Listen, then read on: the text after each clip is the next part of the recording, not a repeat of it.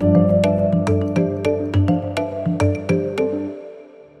the first time in a legal proceeding, the mandate and authority of the Office of the Solicitor General or OSG to participate in a criminal prosecution is being questioned. Some of the country's top lawyers came bearing down on the OSG on Friday, August 9, in the first Department of Justice hearing on the inciting to sedition complaint filed against key members of the opposition. Human rights lawyer Arno Sanidad of the Free Legal Assistance Group or FLAG raises the question of why the OSG was representing the Criminal Investigation and Detection Group or CIDG in a preliminary investigation. Assistant Solicitor General Angelita Miranda tells the DOJ panel that the OSG is acting on its mandate as tribune of the people, in line often heard from Solicitor General Jose Calida in the many activities he has undertaken to run after Duterte critics. Former Senator Rene Sagisag, who represents opposition Senator Risa Hontiveros, says tribute does not mean lapdog.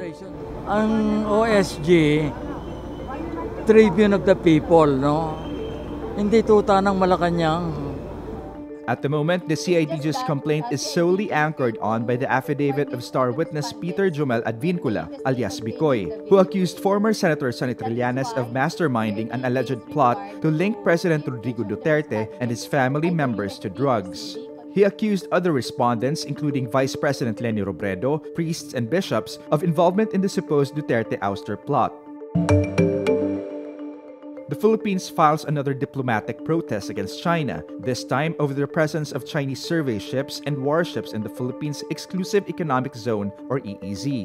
Foreign Secretary Teddy Boy Locsin announces the Philippine government's move in a tweet on Friday, August 9. This comes after Defense Secretary Delfin Lorenzana urges the Philippine government to ask Beijing why its research vessels and warships were entering Philippine waters. Map images showed Chinese survey vessels were recently spotted operating in Philippine waters. Ryan Martin, son of the U.S. Naval War College, tweeted images of the Dongfang Hong 3 operating in waters near Pagudpud, Ilocos Norte on Wednesday night, August 7. Prior to that, map images also showed Chinese oceanographic survey ship Zhanzhan was operating in Philippine waters since Saturday, August 3.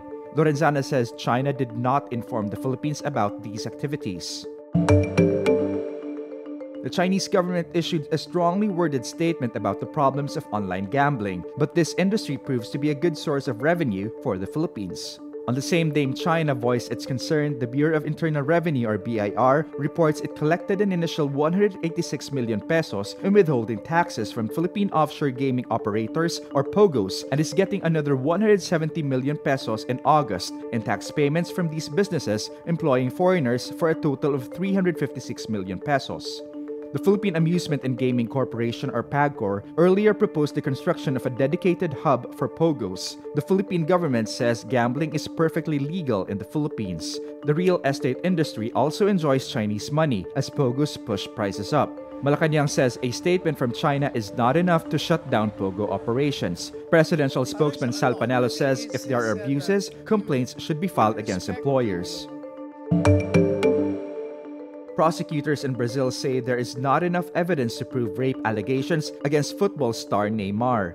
The authorities also ask a judge to close the case. Prosecutor Flavia Marlina says, quote, "What happened between four walls is impossible to know. We have her word against his." Neymar denies the allegations he raped a Brazilian woman in a Paris hotel in May. Neymar then released a video accompanied by WhatsApp messages and images of his encounter with the woman to defend himself. Around 8,000 Beatles fans come together in London on Thursday, August 8 to celebrate the 50th anniversary of the band making their iconic crossing picture for the Abbey Road album cover. The photograph of John Lennon leading bandmates Ringo Starr, Paul McCartney, and George Harrison over the crossing is one of the most easily recognizable album covers worldwide. The cover idea stemmed from a McCartney sketch of stickmen on the zebra crossing. The picture was taken on August 8, 1969. Abbey Road was released on September 26, 6 days after Lennon privately told his bandmates he was quitting the group. The album contains 17 tracks, including Here Comes the Sun and Come Together.